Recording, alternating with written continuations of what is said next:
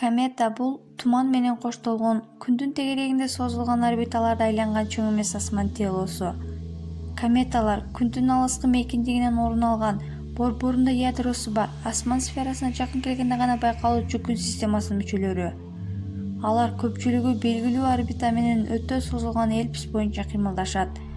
Кометалар планеталар сыяктуу эле гравитациялык тартылуу күчүнүн аракети астында кыймылдайт. Алар жарыкты жана энергияны күндөн алып, ага жакындаганда ядронун бууланышынан кометалардын формасы өзгөрүлүп, кометанын башы жана куйругу пайда болгондугу байкалат.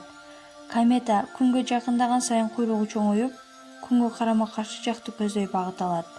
Англис илимпоздо Галилей мурда ачылган 24 кометанын орбиталарынын элементтерин изилдеп, анын ичинен 1531, 1607 жана 1682 жылдардагы көрүнгөн кометаларды ар түрдүү комета эмес, ал күнгө мезгил менен кайталанып келүүчү бир эле комета деп түшүндүрүп, анын кезектеги кайталанышы 1758 жылы болоорун алдын ала айткан.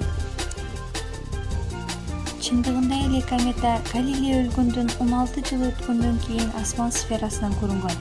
Ошондуктан ал Галилей кометасы деп аталып калган. Андан кийин да бир канча жылдарда мезгил менен ошол комета көрүнгөн. Акыркы жолу 1986 жылы көрүнгөндө кометанын ядросу 2 ажыроого жиктелип калгандыгы байкалган. Кометанын кезектеги күнгө кайрылып келүүсү 2062 жылы күтүлүүдө. Кометанын башы кометанын эң жаркыраак чекити. Ал жылдыз түрүндөгү ядродон жана тумандуу газ катмарынан турат. Ал эми кометанын куйругу күндүн таасири астында ядродон учуп чыккан газдардын молекулалары менен чаңдын бөлүкчөлөрүнөн түзүлөт.